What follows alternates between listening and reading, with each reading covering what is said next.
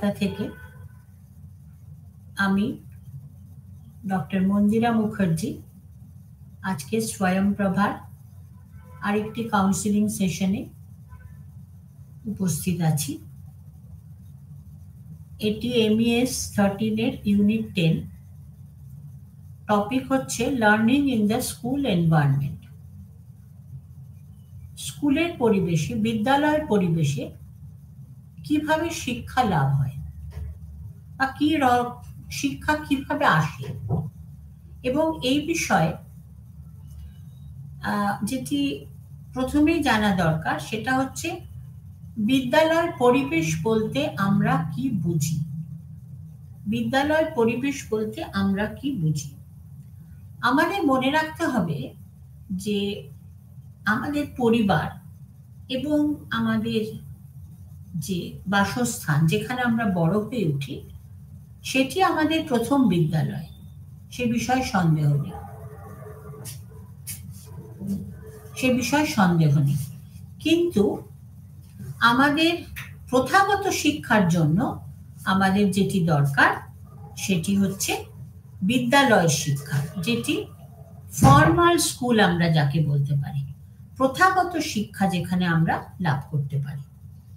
এবং এই প্রথাগত শিক্ষা আমরা লাভ করি অনেক বছর ধরে। ধরা যাক আমরা যদি ক্লাস 1 এর আগে আমরা যদি স্কুলে যখন ভর্তি হই, নার্সারিতে আমরা যখন ভর্তি হই, আমরা যখন সেখানে আসি, তারপরে সুদীর্ঘ 12 বছর বা 11 বছর আমরা সেই বিদ্যালয়ের সঙ্গে যুক্ত থাকি।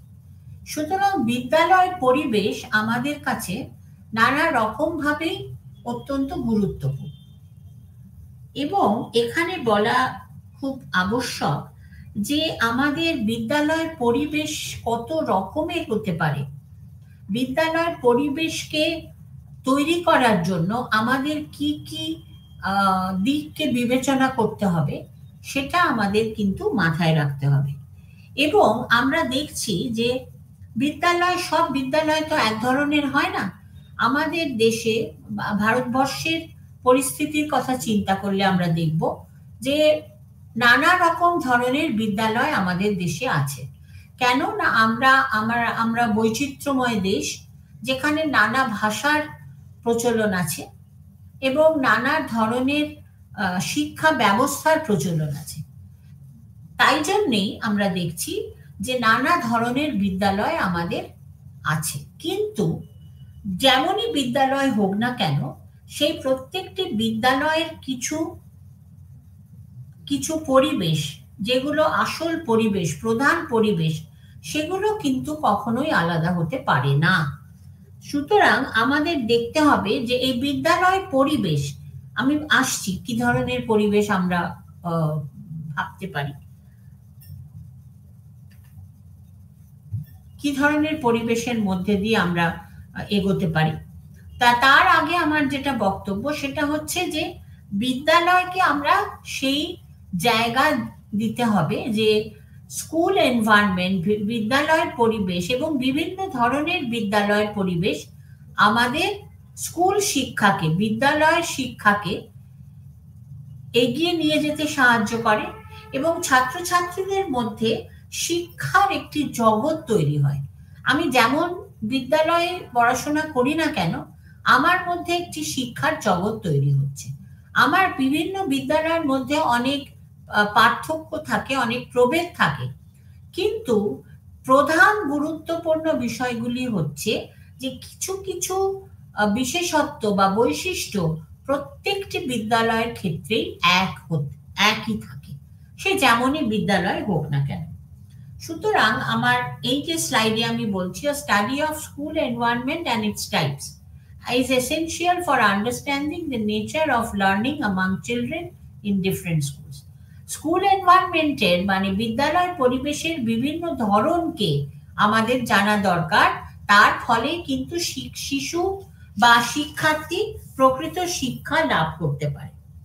আচ্ছা, তাহলে আমরা দেখব যে স্কুল এনভায়রনমেন্ট বলতে কি বোঝায়, কি ধরনের বিদ্যালয়ের পরিবেশ হতে পারে।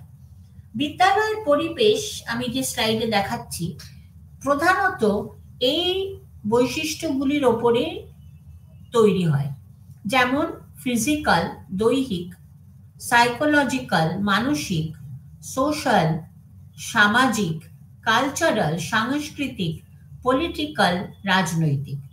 কিন্তু এটাও ঠিক আমি যে শেষে যেটা বলেছি, and the relationship across the dimension, তার মানে এই প্রত্যেকটির সঙ্গে প্রত্যেকটি অঙ্গাঙ্গিভাবে যুক্ত।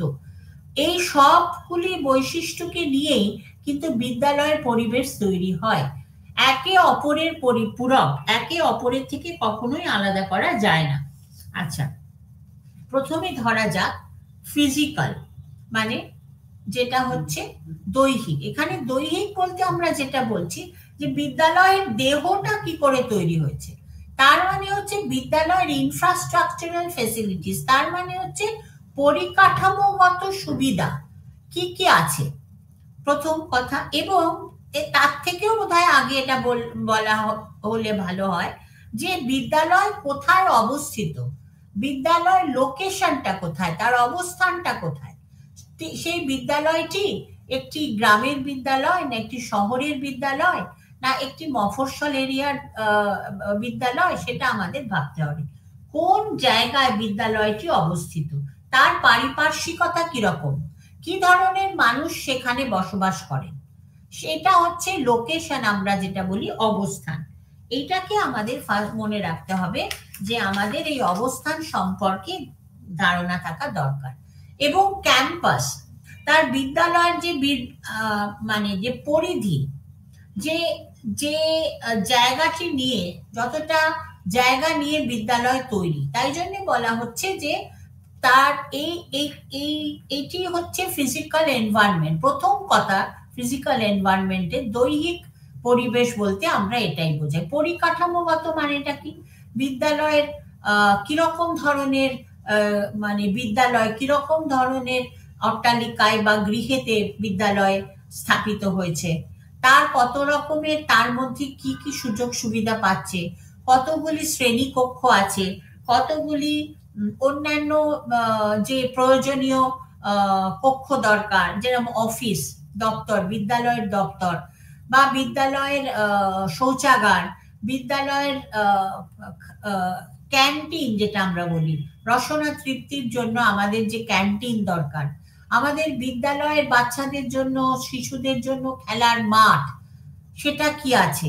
এইরকম যে পরিকাঠামোগত বলতে বোঝাচ্ছে সমস্ত বিদ্যালয়ের যে স্ট্রাকচারের ওপর, যে পরিকাঠামোর ওপর বিদ্যালয়টি তৈরি হচ্ছে, সেটা কতলা গৃহ, তার মধ্যে কি কি ভাগ রয়েছে, কিরকম ভাবে একটি তলা থেকে অন্য তলা যাতায়াত করতে হয়, বিদ্যালয়ের প্রতিটি ছাত্রছাত্রীদের শ্রেণীকক্ষগুলি সুসজ্জিত কিনা, যারা শিক্ষক বা শিক্ষিকা তাদের জন্য যে কক্ষ সেটি ঠিকভাবে তৈরি হয়েছে কিনা, শিক্ষক শিক্ষিকাদের জন্য যে কক্ষ, যেটাকে আমরা ইংরেজিতে বলে থাকি স্টাফ রুম। এছাড়া হচ্ছে অফিস দপ্তর, প্রত্যেক বিদ্যালয়ের অফিস থাকে। বিদ্যালয়ের যখন ছাত্রছাত্রীদের ক্লাস থাকে না তখন বসার জন্য একটি বিশেষ জায়গা থাকে, যাকে বলা হয় মানে যাকে ইংরেজিতে বলা হয় স্টুডেন্টস রুম, ছাত্রছাত্রীদের জন্য বসার জায়গা। এছাড়া খেলার মাঠ, এছাড়া থাকে বিদ্যালয়ে নানা রকম অনুষ্ঠান করবার জন্য হল, যেটা আমরা বলি বিশেষ জায়গা, যেখানে প্রেক্ষাগৃহ বলা যেতে পারে, প্রেক্ষাগৃহ যেখানে আমরা ছাত্রছাত্রীদের নিয়ে নানা রকম অনুষ্ঠানে থাকি। আমাদের ছাত্রছাত্রীদের খেলাধুলা দৈহিক বিকাশের জন্য আমাদের সুন্দর ব্যবস্থা থাকা দরকার, আমাদের খেলার মাঠ থাকা দরকার। এবং বিদ্যালয়ের মানে বিদ্যালয়ের পরিবেশ যেন কোনোভাবেই দূষিত না হয়, কোনোভাবেই কলুষিত না হয় বা ভৌগোলিকভাবে, সেইটা আমাদের দেখা খুব প্রয়োজন। মানসিকভাবে সেটা আমি পরে বলছি। কিন্তু বিদ্যালয় এমন জায়গায় অবস্থিত, মানে বিদ্যালয়ের জায়গাটা এমন থাকবে, যেখানে তার অবস্থানটা এমন থাকবে, যেখানে কোনোভাবে বিদ্যালয়ের কি কোনোভাবে কোনো দূষিত কোনোভাবে বিদ্যালয়কে দূষণ মুক্ত রাখতে হবে। সব আমরা আজকাল বলি পলিউশন ফ্রি, দূষণ মুক্ত রাখতে হবে। কোনোভাবে দূষণের কোনো প্রভাব বিদ্যালয়ের ওপর যেন না পড়ে, এবং ছাত্রছাত্রীরা মানে উপযুক্ত পরিবেশে উপযুক্ত শ্রেণীকক্ষে যেন শিক্ষা লাভ করতে পারে, সেটা হচ্ছে দৈহিক পরিবেশের একটি দিক। এছাড়া আমরা দৈহিক পরিবেশের মধ্যে পাবো যে বিদ্যালয় কাদের দ্বারা গঠিত, বিদ্যালয় কাদের জন্য গঠিত, খুব স্বাভাবিকভাবেই ছাত্রছাত্রীদের জন্য। সুতরাং এখানে জানতে হবে যে বিদ্যালয় সম্বন্ধে আমি বলছি, সেই বিদ্যালয় ছাত্রছাত্রীর সংখ্যা কত। ছাত্রছাত্রীর সংখ্যা ভালো হওয়াটাই বাঞ্ছনীয়, ছাত্রছাত্রীর সংখ্যাটা ভালো হওয়াটাই বাঞ্ছনীয়। যে বিদ্যালয়ে ছাত্রছাত্রীর সংখ্যা অত্যন্ত কম, সেখানে দেখা প্রয়োজন যে কেন সেখানে ছাত্রছাত্রীর সংখ্যা নেই। এবং এই প্রসঙ্গে আরেকটি কথা বলা দরকার, বিদ্যালয় যেখানে অবস্থিত তার সঙ্গে যাতায়াতের কি ব্যবস্থা রয়েছে, সেই বিদ্যালয়ে আসার জন্য যাতায়াতের কি ব্যবস্থা আছে, সেই বিদ্যালয় প্রধান এলাকা থেকে কতখানি দূরে, কি প্রধান এলাকার কাছেই বিদ্যালয়টি তৈরি হয়েছে, যেটাকে আমরা ইংরেজিতে বলে থাকি কমিউনিকেশন সিস্টেম, সেখানে ছাত্রছাত্রীরা কিভাবে আসা যাওয়া করতে পারে, এইটাও কিন্তু আমাদের মাথায় রাখা প্রয়োজন। তাছাড়া হচ্ছে টোটাল স্ট্রেংথ অফ টিচারদের কত সংখ্যক শিক্ষিকা বা শিক্ষক একটি বিদ্যালয়ে আছেন, সেটা কিন্তু আমাদের দেখার খুব প্রয়োজনীয়তা আছে। সেটাও কিন্তু দৈহিক পরিকাঠামোর মধ্যেই পড়ে, কত সংখ্যক প্রত্যেকটি বিষয়ের জন্য আমাদের শিক্ষক বা শিক্ষিকা আছেন কিনা, সেই বিষয়গুলি সব রকমই হতে পারে, সেগুলি প্রধান বিষয় হতে পারে, সেগুলি সহ পাঠ্যক্রমিক কার্যকলাপ হতে পারে, সেটা একটা দেখার প্রয়োজন আছে। সাপোর্ট স্টাফ মানে আমরা জানি যারা আমাদের বিদ্যালয় পরিচালনার ক্ষেত্রে সাহায্য করেন, মানে যিনি বিদ্যালয়ের প্রধান শিক্ষক বা শিক্ষিকা তার মানে আদেশানুসারে তিনি যারা এটাকে সাহায্য করেন তাদেরই আমরা সাপোর্ট স্টাফ বলি, যাকে আমরা ইংরেজিতে বলতে পারি অফিস স্টাফসও আমরা বলতে পারি। বিদ্যালয় পরিচালনার জন্য অনেক রকমের কাজকর্মের প্রয়োজন থাকে, নানা রকমের মানে দপ্তরজনিত অফিসিয়াল কাজকর্মের প্রয়োজন থাকে, সেগুলি আমাদের এই সাপোর্ট স্টাফ দ্বারা পরিচালিত হয়। এছাড়া আমরা বিদ্যালয়কে পরিষ্কার পরিচ্ছন্ন রাখার জন্য অনেক কর্মীকে আমাদের দরকার হয়। সুতরাং এটিও একটি পয়েন্ট আমাদের মনে রাখতে হবে যে আমাদের প্রত্যেকটি বিদ্যালয় সেই ধরনের কর্মীরা আছেন নাকি, তারা বিদ্যালয়ের কাজে নিযুক্ত আছেন নাকি, মানে যতজন দরকার প্রয়োজনীয় কর্মীরা আছেন নাকি, তারা এই বিদ্যালয়ের মানে পরিচ্ছন্নতার কাজে তারা আছেন নাকি, কিভাবে বিদ্যালয়টিকে পরিষ্কার রাখা হচ্ছে, কিভাবে বিদ্যালয়ের পরিচ্ছন্নতা বজায় রাখা হচ্ছে, কিভাবে বিদ্যালয়কে দূষণ মুক্ত করা হচ্ছে। এছাড়া আমরা আরেকটি কথা এই প্রসঙ্গে বলবো, যেটা আমি একটু বললাম, সেটা হচ্ছে বাচ্চাদের শিশুদের খেলার জায়গা। শিশুদের খেলার একটা বড় জায়গা আমাদের বিদ্যালয়ে থাকা দরকার।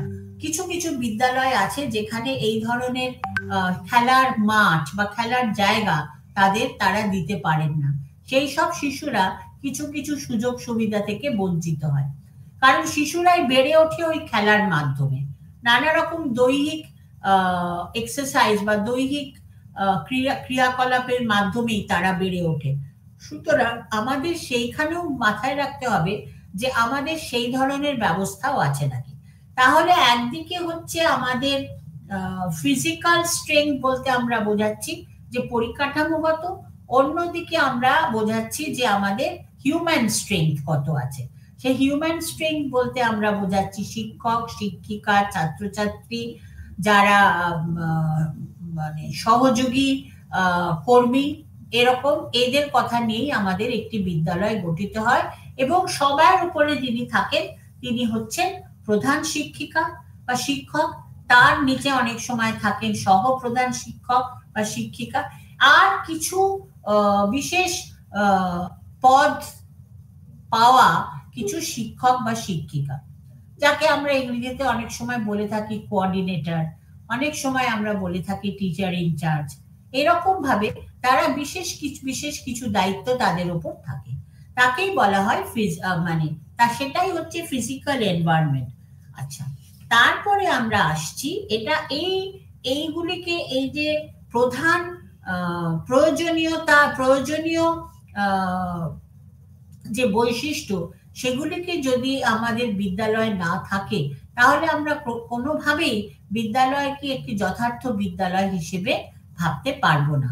কোনো বিদ্যালয়ে দেখা যায় যে পরিকাঠামো আছে, সেই উপযুক্ত ছাত্রছাত্রী নেই, যত ছাত্রছাত্রী দরকার তত ছাত্রছাত্রী নেই, বা শিক্ষকের অভাব, ছাত্রছাত্রীর অভাব, অন্যান্য সুযোগ সুবিধার অভাব। অনেক অনেক বিদ্যালয়ে দেখা যায় উপযুক্ত শৌচাগার নেই, শৌচাগারের ব্যবস্থাটাও ভালো নয়, তা খেলার মাঠ নেই। আর একটা জিনিস আমাদের মাথায় রাখতে হবে যে প্রত্যেকটি বিদ্যালয় মানে একের বেশি একাধিক গ্রন্থাগার থাকা দরকার, যেটাকে আমরা ইংরেজিতে বলি লাইব্রেরি। কারণ ছাত্রছাত্রীরা তাদের মানে তারা যখন ক্লাসের মধ্যে থাকবে না, ক্লাসের টাইমের বাইরে তারা এই গ্রন্থাগারটিকে নানা রকম ভাবে ব্যবহার করবে। গ্রন্থাগারের নানা রকম পুস্তকাবলী তাদের জ্ঞান বৃদ্ধি করতে সাহায্য করবে। সুতরাং তাদের সময় মতন তারা যেন এই গ্রন্থাগারটিকে ব্যবহার করতে পারে। তাদের অবসর সময়, মানে স্কুলের অবসর সময়, বিদ্যালয় যখন তারা কোনো ক্লাসের মধ্যে থাকছে না, যখন তাদের সাধারণভাবে ক্লাস চলছে না, কোনো বিশেষ সময়, প্রতিদিনই মোটামুটি একটা না একটা সময় থাকে, তখন তারা এই গ্রন্থাগারটিকে উপযুক্তভাবে ব্যবহার করছে নাকি। এছাড়া আমি আর একটা যেটা বললাম সেটা হচ্ছে প্রেক্ষাগৃহ। আমাদের প্রত্যেক বিদ্যালয়ে একটি ছোট হলেও একটি প্রেক্ষাগৃহ থাকা দরকার, যেখানে আমরা আমাদের বিদ্যালয়ে নানা রকম অনুষ্ঠান অনুষ্ঠিত হতে পারে।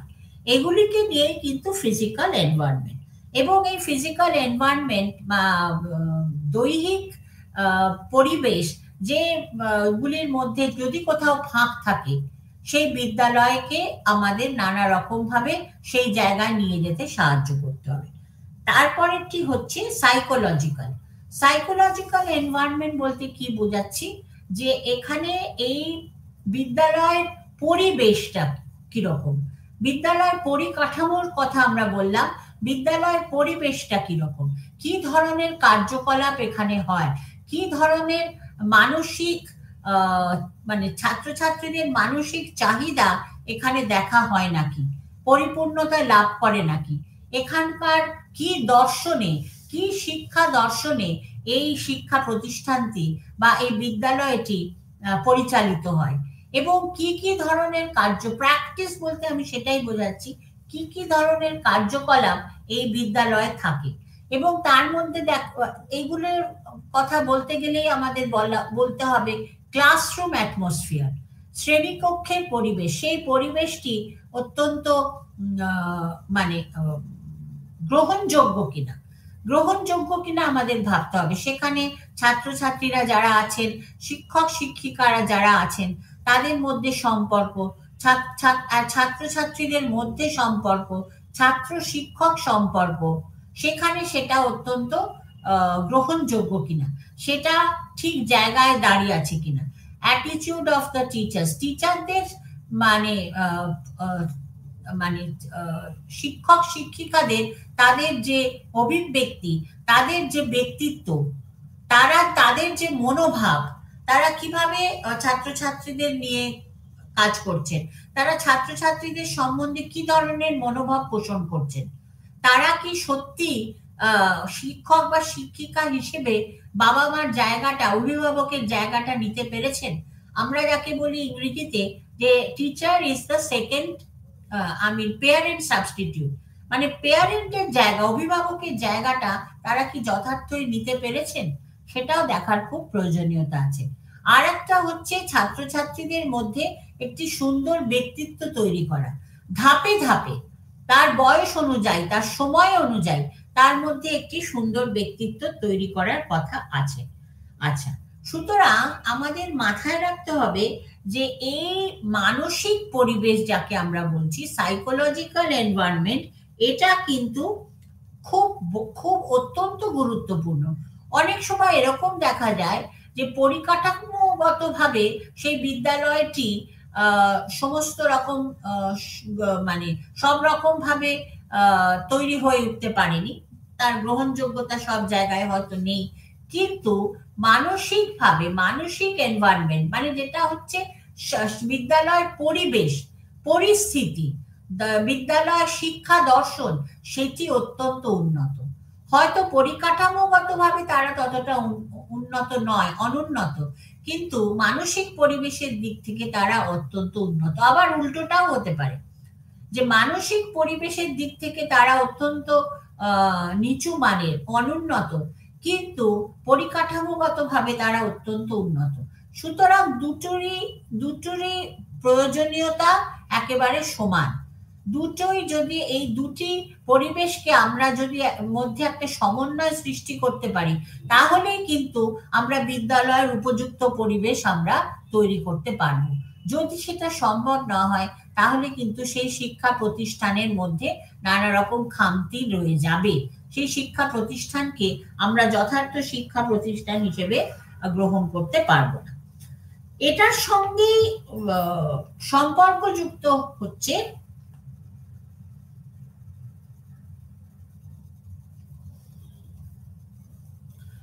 আমি এই পয়েন্টটা আগে বলছি, সোশ্যাল এনভায়রনমেন্ট মানে হচ্ছে সামাজিক সামাজিক পরিবেশ। অবশ্যই এটা মানসিক পরিবেশের সঙ্গে অত্যন্তভাবে অঙ্গাঙ্গিভাবে যুক্ত।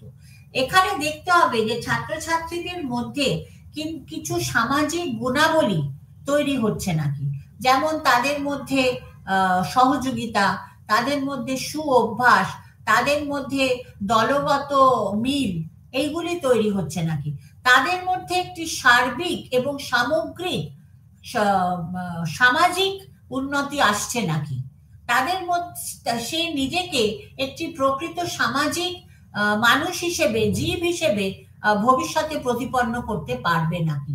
সোশ্যাল ভার্চুস, সেটাকে আমরা ইংরেজিতে বলা হচ্ছে সোশ্যাল এনভায়রনমেন্ট। সোশ্যাল এনভায়রনমেন্ট সামাজিক পরিবেশ এবং মানসিক পরিবেশের মধ্যে আবার খুব নিবিড় সংযোগ রয়েছে, একে অপরের পরিপূরক। এই মানসিক পরিবেশের কথা যেটা আমরা বললাম, সেই ধরনের মানসিক পরিবেশই সাহায্য করবে এই ধরনের সামাজিক পরিবেশকে গড়ে তুলতে।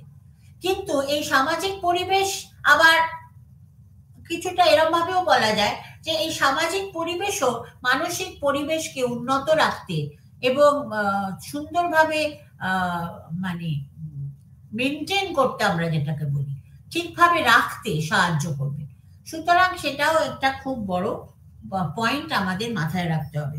এবং আমরা দেখছি যে ছাত্রছাত্রীদের মধ্যে এই যে সামাজিক পরিবেশের মধ্যে আমরা দেখতে পাচ্ছি যে তাদের মধ্যে নানা রকম গুণাবলীর সঞ্চার হতে পারে। তারা নিজেকে এমন ভাবে তৈরি করতে পারে যার ফলে তারা ভবিষ্যতে দেশের উপযুক্ত নাগরিক হয়ে উঠতে পারে। এটার, এই কথাটা বলার প্রয়োজনীয়তা এই জন্যই আমি ভাবলাম, কেন না আমরা যে ছাত্রছাত্রীদের শিক্ষা দান করছি তারাই ভবিষ্যৎ নাগরিক, দেশের নাগরিক।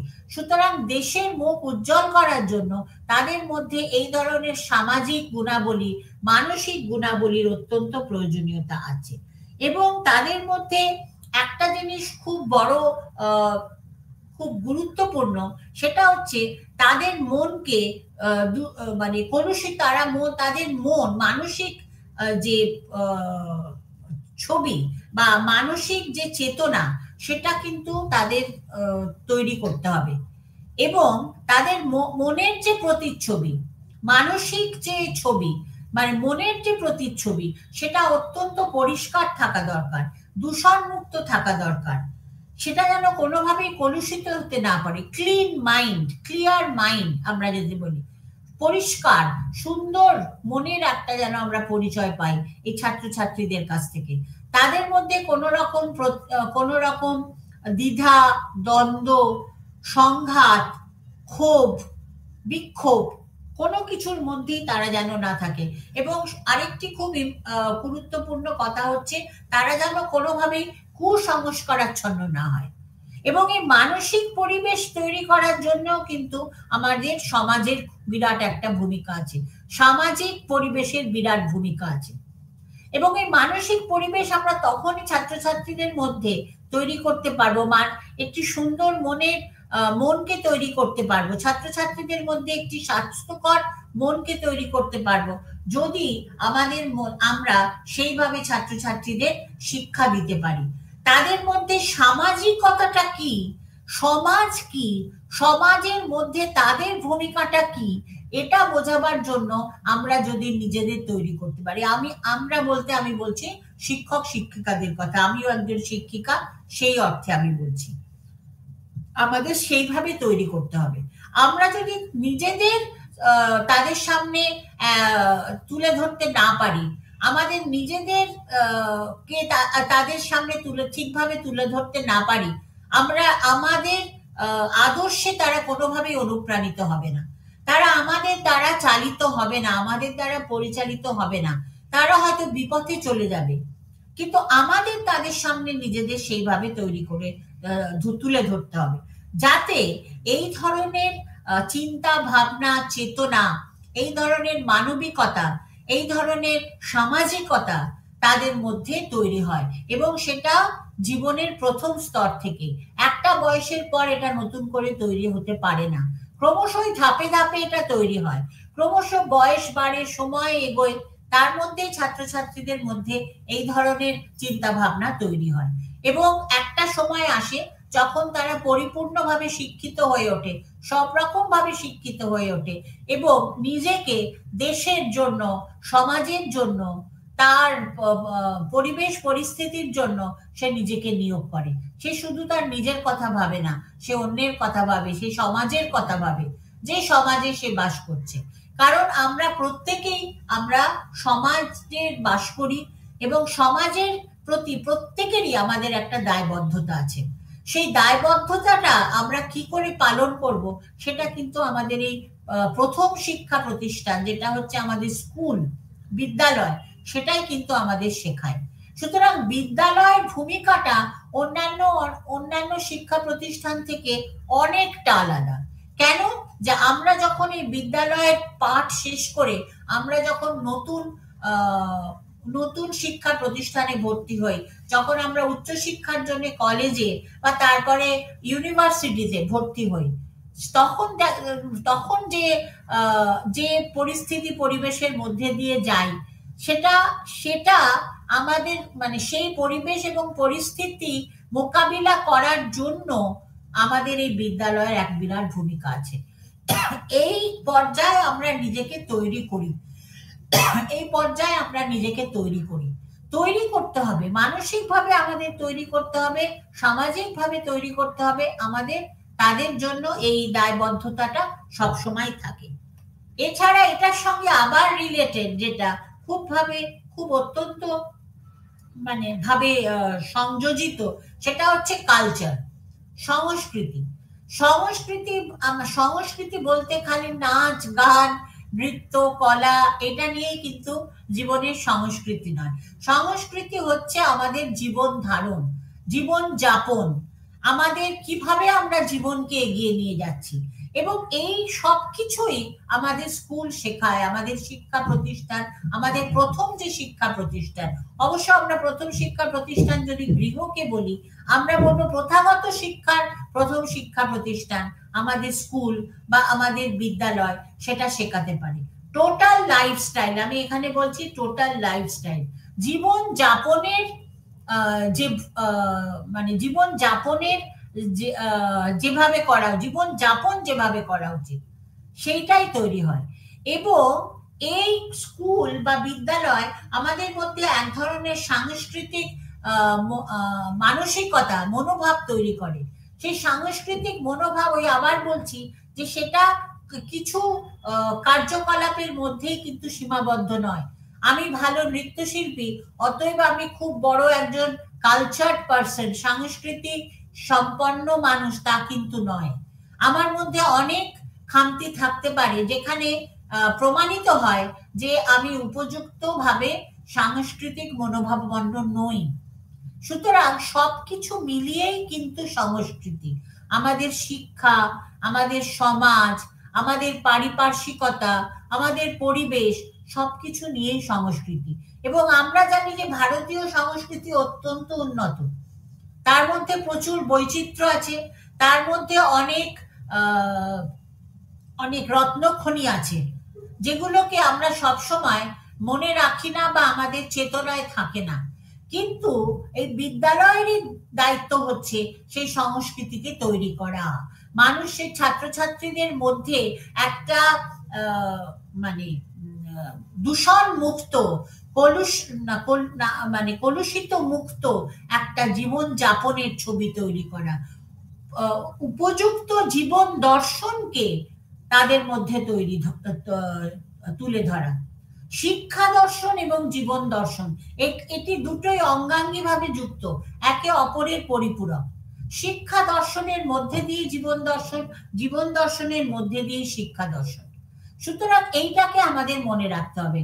সার্বিক চেতনা, সামগ্রিক উন্নতি, সবকিছু, এই যে আমি যে পয়েন্টগুলো বলছি, কালচার, সোশ্যাল, সাইকোলজিক্যাল, ফিজিক্যাল, যদিও আলাদাভাবে বলছি কিন্তু প্রত্যেকটির সঙ্গে প্রত্যেকটির নিবিড় সংযোগ রয়েছে।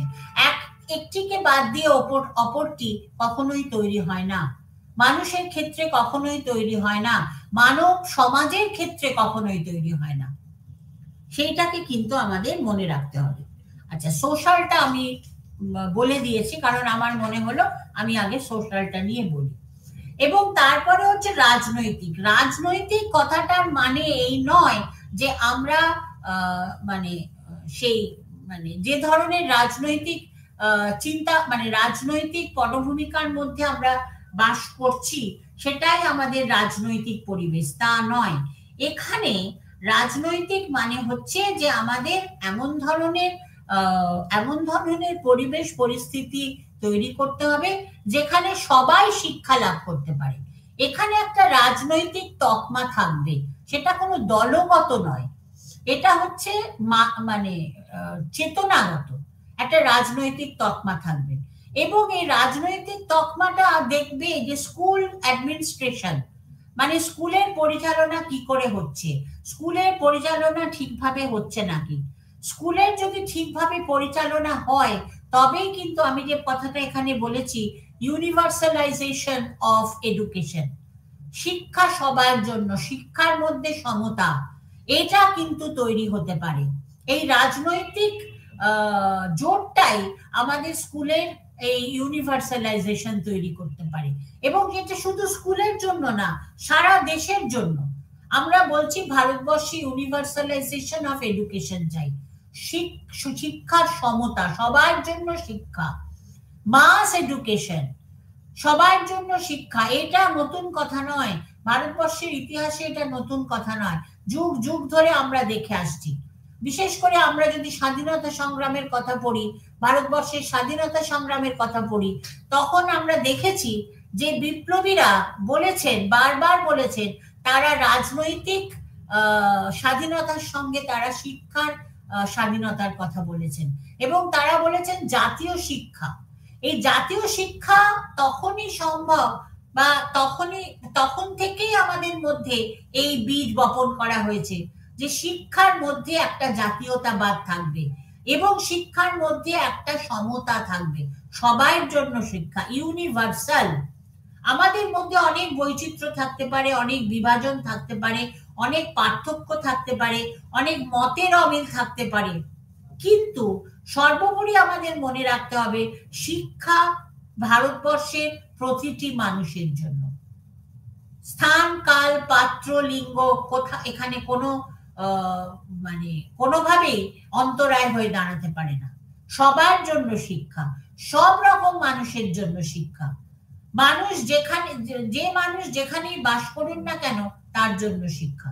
সুতরাং ইউনিভার্সালাইজেশন এইটা কিন্তু খুব বড় একটি কথা, এবং আমি আবার বলছি যে এটা কোনো মানে প্রচলিত কোনো রাজনৈতিক তকমা নয়, এটা হচ্ছে একটা মানে স্কুল পরিচালনা, বিদ্যালয় পরিচালনার যা কাঠামো হওয়া উচিত, যা নীতি হওয়া উচিত, যা রুলস যাকে আমরা বলি, নিয়ম নীতি হওয়া উচিত, যে শৃঙ্খলায় বিদ্যালয় পরিচালিত হতে পারে, সেইটাকেই কিন্তু আমাদের মনে রাখতে হবে। সেটাই হচ্ছে এখানে পলিটিক্যাল। আচ্ছা, তারপরে আমরা দেখছি যে আমরা একটা পয়েন্টে আসব, যে আমরা যে পয়েন্টে আসব সেটা হচ্ছে যে এই যে আমি কিছুটা বলেছি, আবার বলছি যে এই যে বিভিন্ন পরিবেশের কথা আমরা বললাম, এই পরিবেশ স্কুলকে তৈরি করতে কতটা সাহায্য করে। আমি যেটা আবার বলছি যে সমস্ত যে কটা পরিবেশগত দিকের কথা আমি তুলে ধরলাম, প্রত্যেকটি পরিবেশের সমান গুরুত্ব আছে একটি বিদ্যালয়কে ঠিকভাবে পরিচালনা করার জন্য, এবং সেই বিদ্যালয়ের উপযুক্ত ছাত্রছাত্রী তৈরি করার জন্য প্রত্যেকের একটি সমান ভূমিকা আছে। এবং আমরা দেখছি যে এই যে পরিবেশগুলি, এই পরিবেশগুলি প্রত্যক্ষভাবে এবং পরোক্ষভাবে ছাত্রছাত্রীদের মনের ওপর একটা ছবি তৈরি করে, তাদের মনের ওপর একটা প্রভাব ফেলে। সেই প্রভাবের দ্বারা প্রভাবান্বিত হয়ে তারা কিন্তু নিজেদের তৈরি করে, তারা উপযুক্ত শিক্ষার্থী হিসেবে তৈরি করে। কেউ সেটাকে ঠিকভাবে নিতে পারে, কেউ পারে না। কিন্তু এই আমার মনে হয় যে আমাদের চেষ্টার ত্রুটি থাকলে, মানে শিক্ষক শিক্ষিকাদের চেষ্টার ত্রুটি থাকলে আমরা কিন্তু তাদের মধ্যে এই চেতনা, এই মানসিক চেতনা তৈরি করতে পারবো না। সুতরাং আমাদের সর্বস্ব দিয়ে তাদের মধ্যে এই চেতনা তৈরি করার একটা প্রবণতা তৈরি করতে হবে। হ্যাঁ, সবসময় হয়তো সেটা সম্ভব হয় না, কিন্তু টিচারের মানে শিক্ষার্থীর মানে প্রভাব, শিক্ষার্থীর দ্বারা অনেক মানে শিক্ষকের প্রভাব, শিক্ষকের দ্বারা অনুপ্রাণিত হয়ে ছাত্রছাত্রীরা কিন্তু নিজেদের তৈরি করে। অনেক বাচ্চাকে আমি দেখেছি, খুব বাচ্চা নয়, একটু বড়, তারা হয়তো এই বয়ঃসন্ধিকালের জায়গায় পৌঁছে গেছে মোটামুটি ভাবে, 9, 10, 11, 12 এরকম বয়স আমি বলছি। আমি দেখেছি, আমার নিজের অভিজ্ঞতায় আমি দেখেছি যে তারা শিক্ষক বা শিক্ষিকার দ্বারা এমন ভাবেই অনুপ্রাণিত যে বাড়িতে তারা বলছে, বাবা মাকে অনেক সময় বলছে যে না, তোমার কথা তো আমি শুনবো না, আমার স্যার এটা বলেছেন, আমার আন্টি এটা বলেছেন। তার মানে তার মনের মণিকোঠায় সেই শিক্ষক বা শিক্ষিকাকে কোথায় বসিয়েছে সেটা আমাদের ভাববার বিষয়। এটা কিন্তু আমাদের পরম পাওয়া। যদি কোনো শিক্ষক বা শিক্ষিকা এটি জীবনে পেয়ে থাকেন, তিনি একটি বিরাট পুরস্কার পেয়েছেন। এর থেকে বড় পুরস্কার বোধহয় আর কিছু হয় না। মা বাবার থেকে, অভিভাবকের থেকে তারা একটা বয়সে, সবাই হয়তো নয়, কিছু কিছু আমার দেখা শিক্ষার্থী, তারা তাদের শিক্ষক বা শিক্ষিকার নির্দেশ বা শেখানো কিছু বিষয়, সেখানে তারা সেগুলোকে তারা অনেক বেশি গুরুত্ব দিচ্ছে। তারা মানতে চাইছে না যে বাবা মা যেটা বলছেন এটাও হতে পারে না, তারা মানবে না। এবং তারা এমন ভাবেই প্রভাবিত যে কোনোভাবে যদি সে এরকমও দেখা গেছে যে মানে বাবা মা বলছেন যে না, আমার কথাটাই শোনো, তখন তারা কিন্তু একেবারেই মানতে নারাজ। এবং এই প্রভাবটা, এই মানসিক চেতনাটা শুধু এই বয়সে শুরু হয় তা নয়, এটা সারা জীবন থাকে। হয়তো আমাদের অনেকের মনেই এখনো কোনো শিক্ষক বা শিক্ষিকাকে আমরা পেয়েছি আমাদের স্কুল জীবনে, আমরা যখন স্কুলে পড়াশোনা করেছি, বা কোনো জায়গায় পেয়েছি, অন্য কোনো শিক্ষা প্রতিষ্ঠানে পেয়েছি, তার অবদান আমরা জীবনে ভুলতে পারি না। কারণ তিনি আমাদের মনে যেভাবে প্রভাব বিস্তার করেছেন, তিনি আমাদের যেভাবে অনুপ্রাণিত করেছেন, সেইটা কিন্তু আমরা কখনোই তার থেকে বেরিয়ে আসতে পারি না। আচ্ছা, এছাড়া আমরা দেখব যে অনেক সময় হয় যে স্কুলের এনভায়রনমেন্ট মানে বিদ্যালয়ের পরিবেশ পরিস্থিতি নানা রকম ভাবে ছাত্রছাত্রীকে অনুপ্রাণিত করে, যেটা আমি বললাম। তাছাড়া যেটা হয়, যেটা অনেক সময় বলা হচ্ছে যে আমরা বিভিন্ন ফ্যাক্টরস আছে না, বিভিন্ন ধরনের জায়গা আছে যেখানে স্টুডেন্ট ডেভেলপমেন্ট মানে ছাত্রছাত্রীর উন্নতি কিছু বিশেষ ভাবে অনুপ্রাণিত হয় বা প্রভাবিত হয়, এবং সেটা কখনো কখনো পরিকল্পিত হতে পারে, কখনো কখনো পরিকল্পনার বাইরেও হতে পারে, অপরিকল্পিত হতে পারে, যাকে ইংরেজিতে বলা হচ্ছে planned and unplanned influence. Planned and unplanned influence সেটা অনেক রকম ভাবে হতে পারে। সেটা কখনো ডাইরেক্ট হতে পারে, সেটা প্রত্যক্ষভাবে হতে পারে, সেটা পরোক্ষভাবে হতে পারে। এইটা কিন্তু আমাদের মাথায় রাখতে হবে যে সবসময় এই যে আমাদের শিক্ষকের প্রভাব ছাত্রছাত্রীর ওপর, এটা কিন্তু সবসময় পরিকল্পিত থাকে না। হয়তো আমার আজকেও হয়তো মনে আছে, বা আমরা অনেকের মনে আছে যে ওই স্যার বা ম্যাডাম আমাকে এই কথাটি বলেছিলেন। তার গুরুত্ব তখন যদিও কতটা বুঝেছিলাম জানি না, কিন্তু আজকেও আমি মনে রেখেছি, এবং আজকেও আমার মানে চেতনায়, আমার প্রেষণায় তারা বিরাট একটা জায়গা করে নিয়েছেন। সুতরাং সবসময় সেটা যে খুব পরিকল্পিত ভাবে হয় তা হয় না, অনেক সময় পরিকল্পনার বাইরেও হতে পারে, মানে একটা স্ট্রাকচার যাকে ইংরেজিতে বলা হয়, সেই স্ট্রাকচার না হতে পারে, প্ল্যান না হতে পারে, পরিকল্পনার বাইরেও হতে পারে। এবং এই পরিকল্পনার বাইরে ধরো এরকমও হতে পারে যে ছাত্রছাত্রীরা দেখা যাচ্ছে যে ক্লাস ক্লাস মানে শিক্ষক কোনোভাবে ক্লাসকে তিনি আয়ত্তে রাখতে পারছেন না, ছাত্রছাত্রীরা কোনো কোনো কারণে অত্যন্ত চঞ্চল হয়ে উঠেছে। তো এই যে চাঞ্চল্য ছাত্রছাত্রীদের মধ্যে, সেই চাঞ্চল্যকে কমানোর জন্য তিনি হয়তো এমন একটা কিছু করলেন যেটা তিনি আগে হয়তো ভাবেননি, কিছু এমন একটা করলেন যার ফলে দেখা যাচ্ছে যে শ্রেণীকক্ষের পরিবেশটাই বদলে গেল। ছাত্রছাত্রীরা একেবারেই তারা মানে শৃঙ্খলা পরায়ণ হয়ে উঠলো, তারা চুপ হয়ে গেল, তারা সেইভাবে তারা যে ক্লাসের মধ্যে একটা মানে একটা অন্য রকমের আবহাওয়া তৈরি করছিল, সেই আবহাওয়া থেকে তারা বেরিয়ে এলো। এটা হতে পারে। আবার অনেক সময় পরিকল্পিত ভাবেও হয় যে আমি ক্লাসে গিয়ে এই ছাত্র শিক্ষক শিক্ষিকারা ভেবে নেন যে ক্লাসে গিয়ে এইভাবে করলে আমার অনেক সময় সমস্যা নাও হতে পারে। একটা এই বিষয়ে একটা কথা বলতে পারি যে সময় জ্ঞান। অনেক সময় বাচ্চারা দেখা যায় স্কুলে দেরি করে আসে, যে কোনো কারণেই হোক বাচ্চারা স্কুলে দেরি করে আসে, যাকে আমরা ইংরেজিতে বলি পাংচুয়ালিটি। এই পাংচুয়ালিটিকে কিভাবে তাদের মধ্যে সময় জ্ঞান তৈরি করতে হবে, সেটা যদি আমি তাকে বলি তুমি কাল থেকে ঠিক সময় আসবে, না এলে তুমি শাস্তি পাবে, এইভাবে কিন্তু তাদের মধ্যে এই মানে এই ধরনের চিন্তা তাদের মধ্যে আসবে না, চেতনা তাদের মধ্যে আসবে না। সে ভাববে না, ছাত্র বা ছাত্রী ভাববে না, সেইভাবে ভাববে না।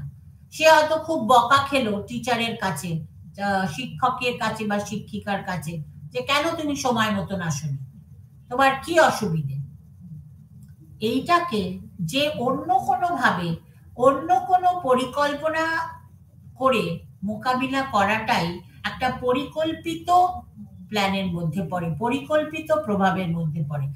শিক্ষক হয়তো দেখছেন যে প্রতিদিনই একজন ছাত্র বা ছাত্রী দেরি করে আসছে, তিনি নিজের মানসিক একটা পরিকল্পনা করেছেন যে কিভাবে একে সময়ে আনা যায়, তার মধ্যে সময় জ্ঞানের চেতনাটা কি করে তৈরি করা যায়। তো এইরকম ছোট ছোট ঘটনা, ক্ষুদ্র ক্ষুদ্র ঘটনা, ক্ষুদ্র ক্ষুদ্র উপায় থাকে, ইংরেজিতে আমরা একে টেকনিক্সও বলতে পারি। নানা রকম ক্ষুদ্র ক্ষুদ্র উপায়ের মাধ্যমে ছাত্রছাত্রীদের মধ্যে এই ধরনের পরিবর্তন, মানসিক পরিবর্তন, মানসিক চেতনা আসতে পারে, তারা ভুল সংশোধন করতে পারে, তারা যে ভুল করছে, তারা যে যে জায়গা মানে ভুল করছে সেই স্কুলে আসার ক্ষেত্রেই হোক বা অন্য কোনো ক্ষেত্রেই হোক, সেটাকে কিন্তু সে সংশোধন করতে পারে। বাচ্চাদের মধ্যে খুব বেশি দেখা যায় তারা নিজেদের মধ্যে অনেক সময় খুব ঝগড়া করে, কিংবা নিজেদের ছোট বাচ্চা হলে তাদের মধ্যে একটা মারামারি চলে। সুতরাং এই পরিবেশকে শান্ত করার জন্য শিক্ষক বা শিক্ষিকাকে কিছু ভাবতে হবে। তাহলে শিক্ষক আর শিক্ষিকাকে তাদের মধ্যে একটা তার নিজের একটা মানসিক এক্সারসাইজ, যাকে আমরা বলি মানসিক অনুশীলন করতে হবে। সেই মানসিক অনুশীলনটি কি অনুশীলনই তার ছাত্রছাত্রীর মধ্যে পরিবর্তন আনতে পারে। এই প্রসঙ্গে আমরা আমি কিছু কথা বলবো যে কি কি দরকার। তাহলে যে একটা গ্রুপ ডায়নামিক্স, মানে একটা দলগত পরিস্থিতি, উপযুক্ত পরিস্থিতি তৈরি করতে হবে। একটা অত্যন্ত সেফ এনভায়রনমেন্ট তৈরি করতে হবে, যেখানে ছাত্রছাত্রীরা তার উপর নির্ভর করতে পারে, ছাত্রছাত্রীরা সেই পরিস্থিতি পরিবেশের ওপর নির্ভর করতে পারে। সেখানে কোনো ভয়াবহতা থাকবে না, সেখানে কোনো মানে প্রতিকূলতা থাকবে না। সুতরাং সেই সেফ এনভায়রনমেন্ট, যেখানে তারা নিশ্চিন্ত থাকবে, সেফ নিশ্চিন্ত থাকবে, সেই ধরনের এনভায়রনমেন্ট তৈরি করতে হবে। আচ্ছা, তাদের মধ্যে একটা ইন্টারডিপেন্ডেন্স তৈরি করতে হবে। ইন্টারডিপেন্ডেন্স মানে একে অপরের ওপর নির্ভরশীল, ছাত্র শিক্ষকের ওপর, শিক্ষক ছাত্রের ওপর, বা দুই ছাত্রছাত্রী একে অপরের ওপর। ইন্টারডিপেন্ডেন্স মানে নিজেদের মধ্যে একটা স্বাধীনতার একটা নির্ভরতার ছবি তৈরি করতে হবে। এই নির্ভরতাটা তাদের মধ্যে আসতে হবে। আবার ছাত্রছাত্রীদের মধ্যে যে গুণাবলী আছে, পোটেনশিয়ালিটি আছে, তাদের যে মানসিক ক্ষমতা আছে, সেই ক্ষমতাকে নানা রকম ভাবে ব্যবহার করবার জন্য শিক্ষকের একটা বড় ভূমিকা থাকে। অনেক সময় আমরা দেখি যে ছাত্র বা ছাত্রীটির মধ্যে একটি মানে একটি হিডেন ট্যালেন্ট, আমরা যাকে ইংলিশে বলে থাকি, একটি লুক্কায়িত প্রতিভা আছে। সেই প্রতিভাটা কোনোভাবেই মানে সবার সামনে উদ্ভাসিত হচ্ছে না। সেখানে সেই ভূমিকাটা কার? সেটা শিক্ষক বা শিক্ষিকার, তাকে সেই জায়গা থেকে তুলে আনা। আচ্ছা, এবং আমাদের দেশে যেটা খুব প্রয়োজনীয়তা, সেটা হচ্ছে বৈচিত্র্যকে গ্রহণ করা। কারণ এখন একটি ক্লাসের মধ্যে, একটি শ্রেণীকক্ষের মধ্যে আমরা দেখছি 40 জন ছাত্রছাত্রীর মধ্যে নানা রকমের বৈচিত্র্য আছে। তারা বিভিন্ন প্রদেশ থেকে এসেছে, তাদের ভাষা আলাদা, তাদের খাদ্যাভ্যাস আলাদা, তাদের সংস্কৃতি আলাদা। কিন্তু সেই বৈচিত্র্যকে কি করে গ্রহণ করা যায় এবং বৈচিত্র্যের মধ্যে একটা মিলনের রাস্তা কি করে খুঁজে পাওয়া যায়, যাকে আমরা বলে থাকি কসমোপলিটন পপুলেশন। সেখান থেকে সেই মানে সেই সেই মনোভাবকে তৈরি করতে হবে, এটাকে গুরুত্ব দিতে হবে যে আমরা সবাই ভারতবাসী, আমাদের মধ্যে বৈচিত্র্য আছে ঠিকই, কিন্তু তার মধ্যেও আমাদের একটা মিলনের সুর আছে। বিবিধের মাঝে দেখো মহান মিলন মহান। এটা কিন্তু এই মন্ত্রটা তাদের মধ্যে যেভাবেই হোক দিতে হবে। তার সেটা যদি আমরা কোনোভাবে শ্রেণীকক্ষে তৈরি করতে পারি, তবেই একে অপরের সঙ্গে হাত মেলাবে এবং একটি সুষ্ঠু সামাজিক পরিবেশ আমরা শ্রেণীকক্ষে তৈরি করতে পারবো।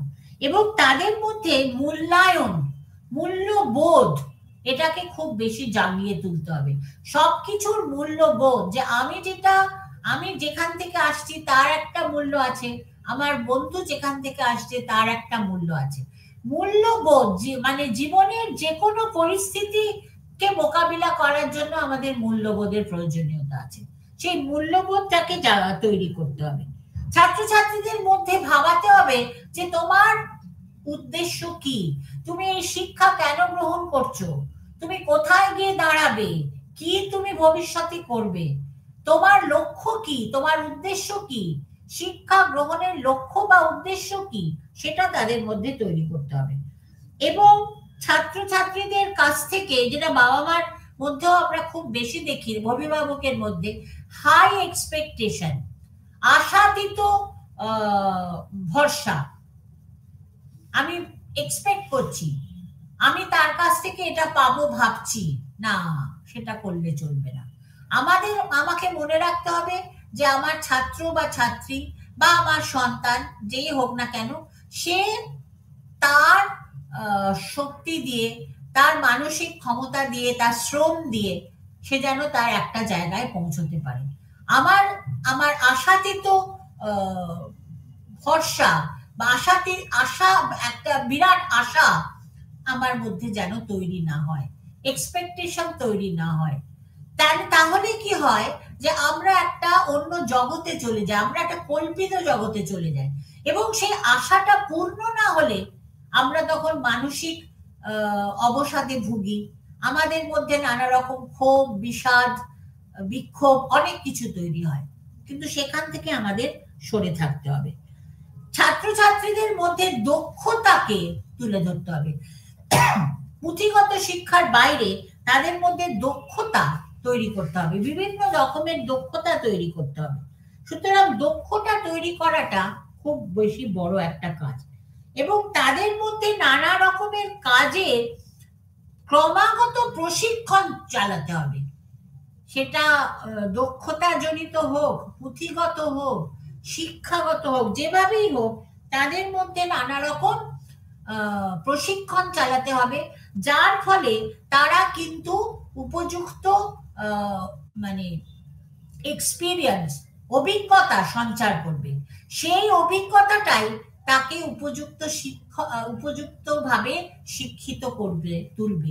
শুধু বই পড়া মানে জ্ঞান তাকে কখনোই প্রকৃত শিক্ষিত করে তুলতে পারে না।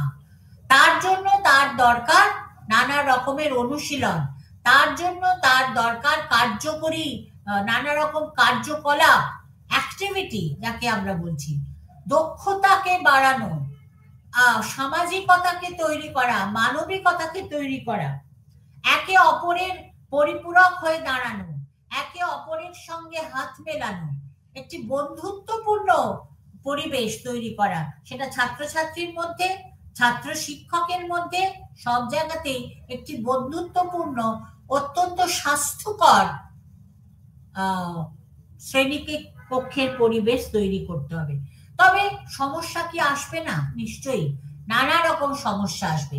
সেই সমস্যাগুলিকে কিভাবে মোকাবিলা করতে হয়, আমাদের জীবনের প্রতি ক্ষণেই আমরা সমস্যার সম্মুখীন হই। সেটা বিদ্যালয় হোক বা সেটা আমাদের বাসস্থান হোক, যেখানেই হোক, জীবনের সব ক্ষেত্রে। তো